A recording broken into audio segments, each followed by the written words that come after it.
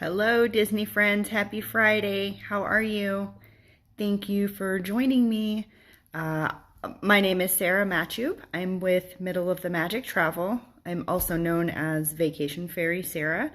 I am here to take all the hassle and guesswork out of planning your Disney vacation. And it's Friday, so we're going to grab a cup. I'm going Adventureland today with some of my favorite attractions on there. Coffee for me, and I've got very fancy today with a little bit of caramel creamer. It's Fancy Friday. What are you guys drinking today? Did you survive? How was your week? Anything good happen this week for you? Tell me something good that happened. My good thing this week is that I'm still standing and I made it. It's been a very busy week here, and I have a busy week coming up next week. My husband travels sometimes for work, and he has been gone this week, and so I'm solo parenting our two princesses and catching up with a very large number of people who are interested in planning trips, which is fantastic, and I'm very grateful to be busy and to help each and every one of you make your trips special and personalized just for you. And it's a lot, and it's a lot of coffee. Jen, the same coffee with caramel creamer. Cheers to that, Jen. Something about caramel and coffee just hits the spot. I love it. I love it. Okay, so this week at Walt Disney World at Epcot started one of my favorite festivals. This year it's slightly different than previous years, but it is a taste of Epcot International Flower and Garden Festival. And if you have not experienced this festival, you're really missing out. It's one of the most colorful and prettiest times to visit Epcot.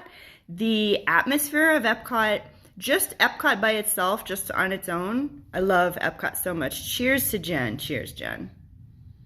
Enjoy that cup. I'm sure you have earned that coffee. Flower and Garden Festival at Epcot. Yes. Okay, so Epcot just on its own, I think, for atmosphere, Jill, it's not Disney hot chocolate. Oh, well, no, it's not Disney hot chocolate. That's true. Everything does taste better at Disney. Jill is not lying. Everything from the coffee to the hot chocolate to anything shaped like Mickey to anything, the Dole Whip, everything tastes better at Disney than it does at home. So what can you do? You have to just go. You should have to just go so you can enjoy it in person.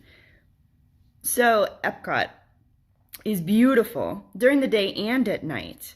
World Showcase, especially at night, is one of my favorite things to experience, to take that lovely evening stroll, to get something delicious to sip on or something delicious to nibble on and walk around. It's so beautifully lit and it's so fantastic. And then in the spring, they add the Flower and Garden Festival, and everything is just plants and flowers everywhere, and it's so gorgeous and so colorful, and it's so nice after it's been winter to really like welcome spring in the giant, huge, magical way that, only Disney can do.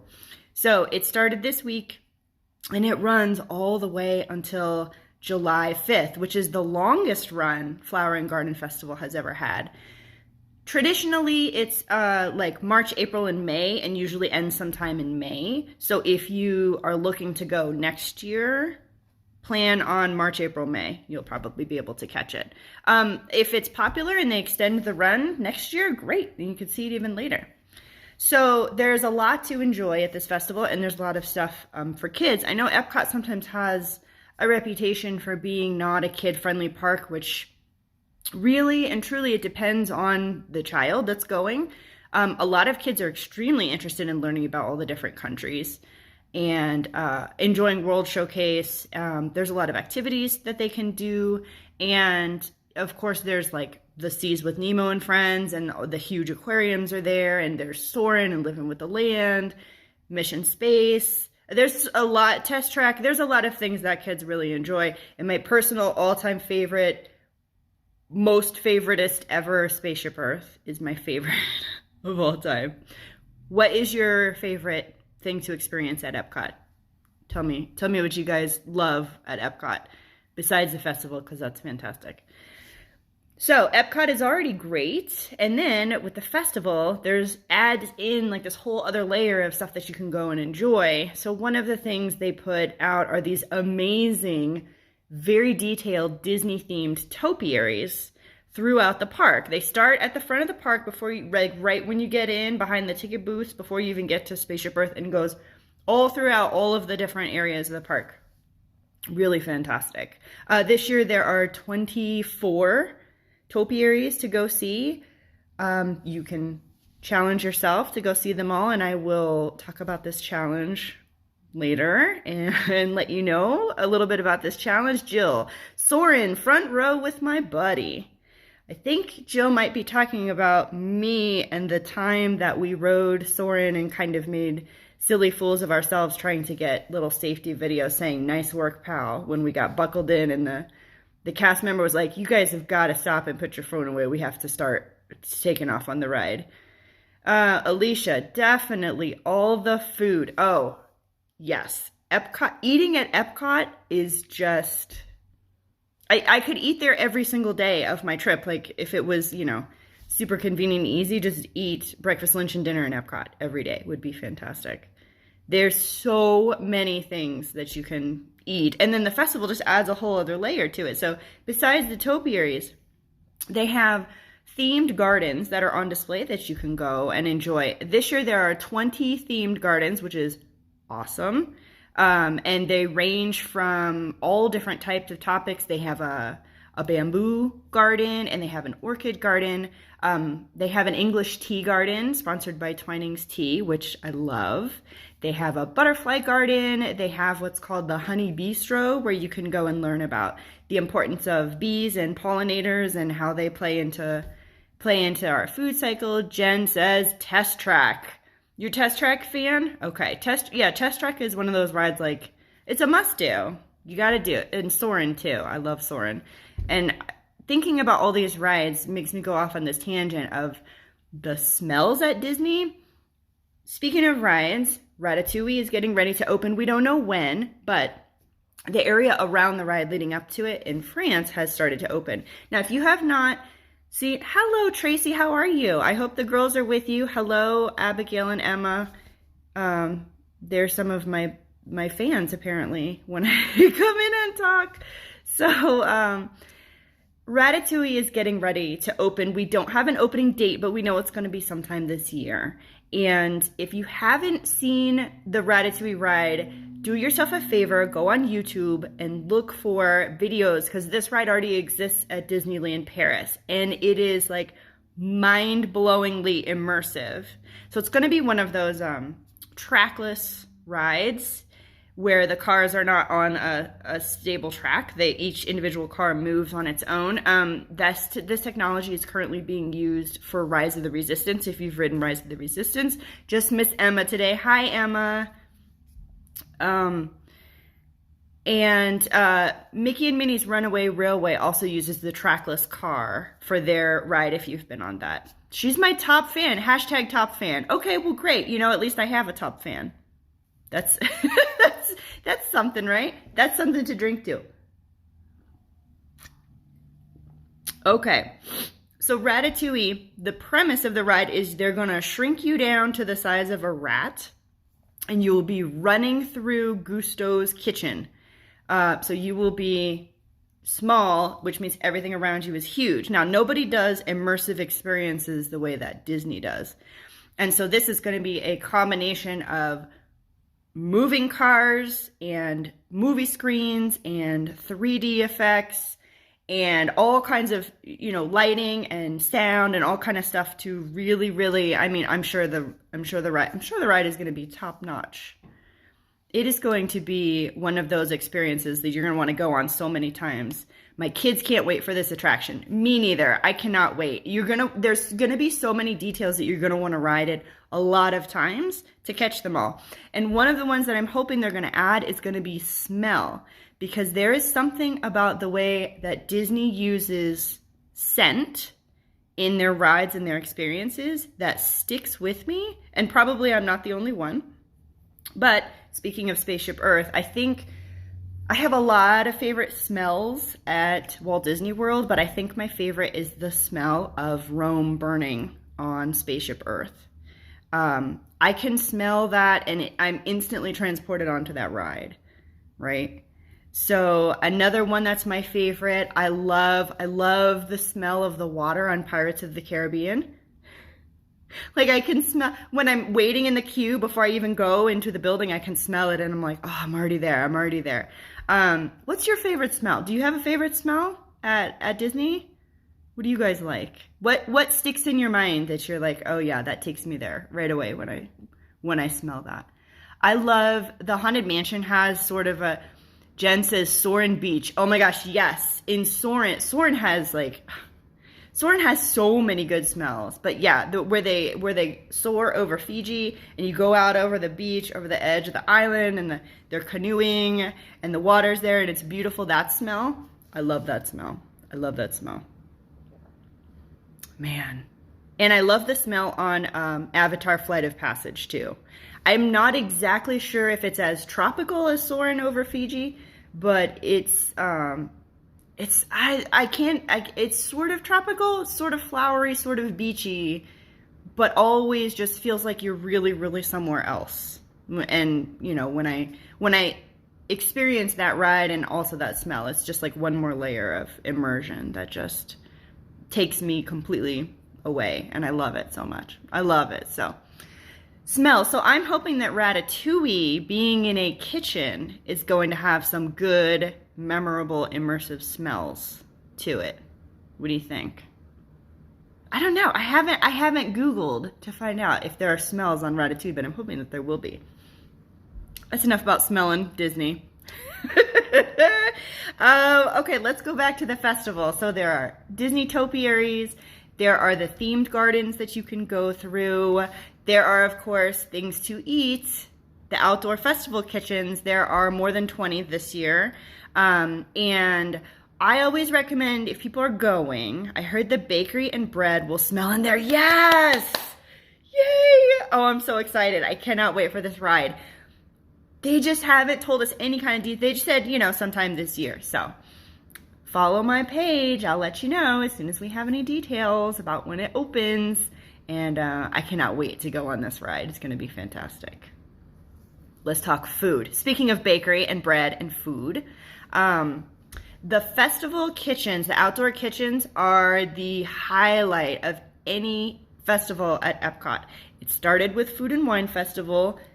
That's like the thing that everyone goes for, right? Is having the food and drinks, the additional menu items that are available. And then they added it for Flower and Garden, and then they added it for Festival of the Holidays and for Festival of the Arts too. So there are now, actually, if there's a festival happening at Epcot, there are outdoor kitchens that you can go eat at, which is really great.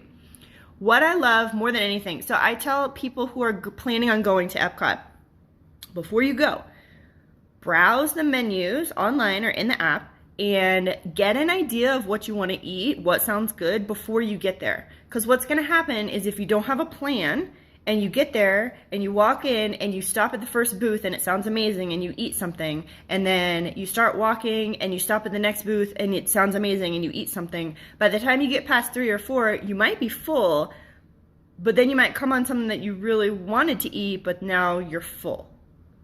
You don't want that to happen. So if you look ahead of time, you can get an idea of where the food booths are and what's offered at each one. So you can kind of think in your head, okay, when I get to the end of the International Gateway, am I turning left? Am I turning right? Are you a Mexico or are you a Canada? Which way are you going to go?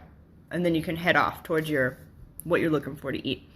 What I love now, especially because of COVID, Disney has really stepped up their online offerings in the My Disney Experience app. So one of the fantastic things about the festivals now at Epcot is you can browse all the offerings. There's a digital festival guide in My Disney Experience, and you don't have to have a vacation book to look at it. You can go right now to your My Disney Experience app on your phone, and you can browse everything that's offered at the festival.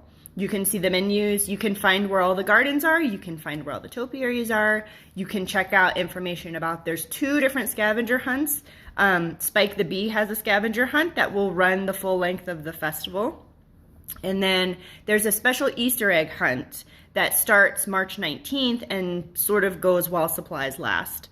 And so you get your scavenger hunt booklet at $7.99, and you complete it by finding where either Spike the Bee or the Easter eggs are, and then after you complete it, you turn it back in for a prize. So that's another fun thing that's available for kids to do, besides spotting topiaries, besides checking out the gardens, besides enjoying the countries, besides enjoying the rides. They can also go on these 2 scavenger hunts. So all that information is now available with a lot of detail right in the app for you, My Disney Experience. So you can check it out, and you can look and see what you're going to eat and drink, and you can start now. Like, you may not be going for a couple of weeks or a couple of months, and that's okay. You could still look now, because I would. I might have already for my April trip. I mean, food, like, it's all about the food for me, really, when I go on vacation. Especially when I'm going to Disney. I plan what I'm eating first, and then I build the rest of my trip around it. Because that's how important it is. Okay, so you'll also be able to see, there are 2 different character cavalcades that are happening right now for Epcot. One is sort of Mickey and Friends, sort of the Fab 5 or the Fab 6, Sensational 6. They will come around, and then there's a Princess Cavalcade that will come around. Now, these are not necessarily parades, because it's usually only a vehicle and a couple of characters, but you will be able to see the characters go by. And the Frozen Sisters have been spotted outside of Norway as well. They have a socially distanced meet and greet that's there too, that you can go say hi.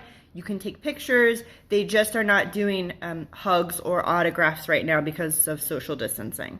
But they're definitely there, and you can go see them, which is really fantastic. So the character cavalcades come around World Showcase, and you will know that they're coming. They're not posted times, but you will know they're coming because the music changes in the area. This is for all the parks. You can hear the music change. The music changes about a minute or 2 right before the actual cavalcade comes by. So you'll know to turn around, stop, and look, and then they'll go by. So you just practice your princess wave, right? Wrist, wrist, elbow, elbow, wrist, wrist. I need some more practice. I gotta go. I gotta go practice with the princesses. Wrist, elbow, elbow, wrist, wrist. Yeah, no. I'm not cut out for princess life, I don't think. I need some more practice at that.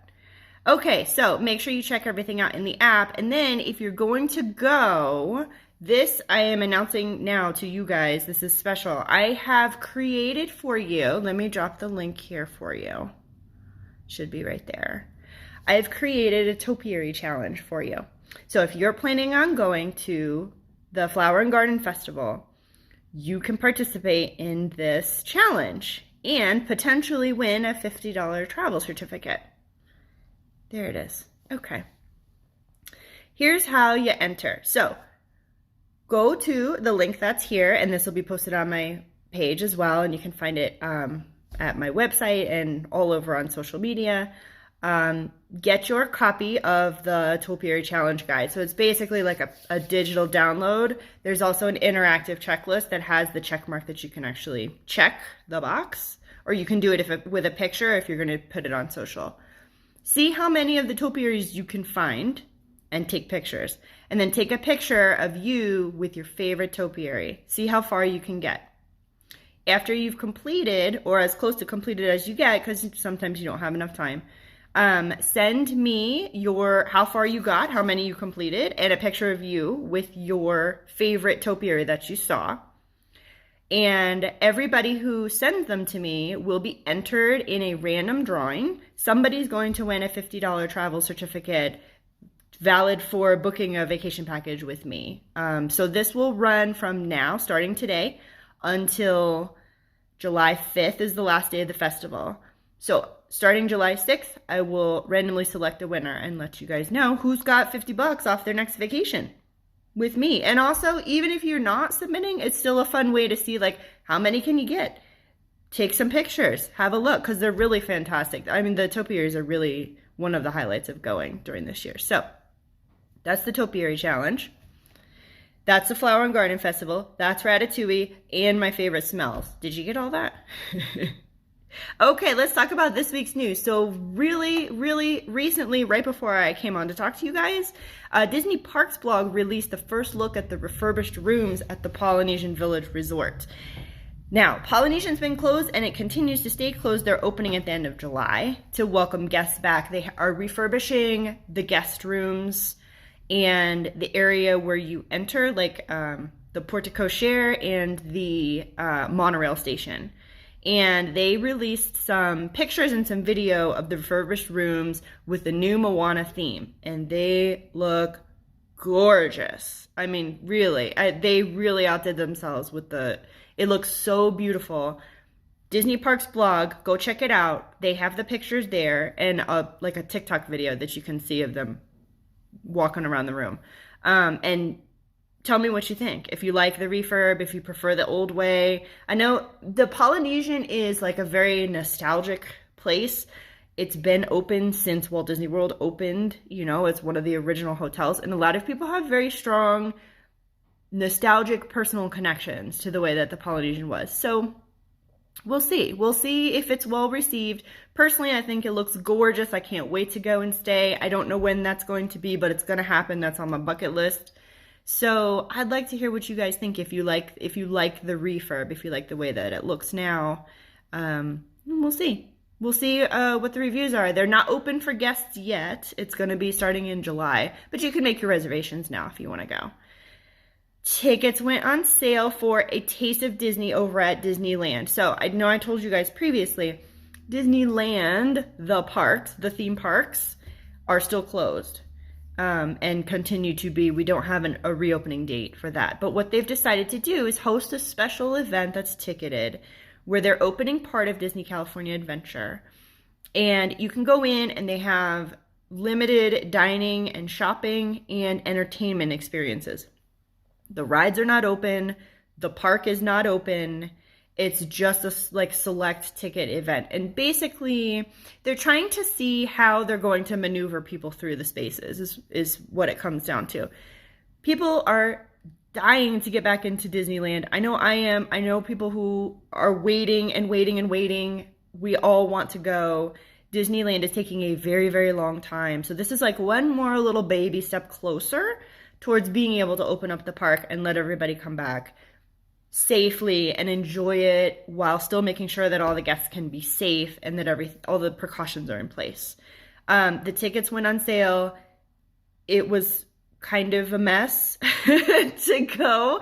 A lot of people found frustrating wait times on Disneyland's website for getting tickets. So did you get a ticket? Are you going? Do you know somebody who got a ticket? I know a couple people who ended up with tickets, but it was after a very, very long hold on their website to get them. I don't think this is the last for Disneyland. I think this is just the beginning of what they're going to start offering, because the response was so huge. I mean, that's basically why the website was so crowded, is because so many people wanted these tickets for this event. I would imagine that they're going to extend it, include more items, include more, maybe open up more parts. Like, I don't think this is the last of it for Disneyland. I think if you didn't get a ticket for this, I don't think oh, that was it, you're not going to go. I think they're going to extend this and continue on with more different ways until we finally get back to when the parks are all the way open so we can go and enjoy them the way that we did. So Disneyland is a constantly evolving situation, as is a lot of things happening in the theme parks. And that's part of why what I do is so important, is so that I can help you stay on top of everything that's constantly changing all the time at the parks. It's only going to continue over this next year and into the following year. Safety precautions may change. New things may open, like Ratatouille might be opening. Like new rooms at the Polynesian, and information from Disneyland. So when you book a vacation, use a travel planner. Be smart about it. Have an expert in your corner. Somebody who's going to be watching out for you for things that you need to know that are going to impact your vacation. And I'm here to do that for you. My services are completely free. All you have to do is book your vacation with me, and I will help you know the most important things that you need to know. Make sure that you're on top of all the information so you can make the best decisions for your vacation. That's what I'm here for. I am like the secret weapon that you need to have the most memorable, hassle-free vacation possible when you go to Disney. That's what I do. So why not? Why not use my experience and expertise and the fact that I obsess over Disney and I'm constantly on all the Disney, on top of everything coming out of Disney, all the news and all the updates and everything. I'm going to be looking anyway. I might as well take a look for you too. I'll look out for you. Okay. So back to Epcot. Oh yeah. So earlier this week, and you might have forgotten because it was the beginning of the week, Epcot has been working on a new nighttime show. This was pre-pandemic. They had announced that they were going to work on it. And then, of course, work slowed down because of everything being closed. The show is called Harmonious and focuses on music and history and traditions around the world. And earlier this week, they brought out one of the show platforms from backstage out into the middle of the World Showcase Lagoon because they're practicing positioning it. They're practicing setting it up for lights. It's also going to have water fountains spraying, and there are like projections, and there's other effects that are going on. So they're testing pieces of the show, but there are many of these very large floating platforms that are a part of the show. So a lot of people noticed when they brought it up because it's something like 5 or 6 stories tall. That it's like a big ring on a boat, and it does all kinds of things. So, yeah, so if you're at Epcot, you might see this giant ring floating platform in the middle of World Showcase Lagoon. They're practicing for Harmonious and working on pieces of it. We don't know when the show is going to actually premiere. Disney's nighttime spectaculars, and they are spectacular, they're always fantastic. They're all on pause right now while they are working with safety precautions because they want to avoid things that are going to draw crowds. Now, certainly that is something that's going to evolve over this year and next year. And the nighttime shows, I'm positive, will be back as soon as it is safe enough for everybody to be able to view them. So more information. Halloo! My mom is on. Halloo! More information coming this year and next year, and I will keep you posted on all that. So that's a lot of news. That's a lot of information. Are you heading to Epcot? Are you going to enjoy Flower and Garden? You have all the way until July 5th. Here, let me pop up. Here's the Topiary Challenge link for you. This will also be on my Facebook page and on my website and all my social. So here's to you surviving another week. Cheers to a fabulous weekend. Thank you for joining me. Thank you for chatting with me. I will talk to you guys next Friday. Make it a good one. Bye.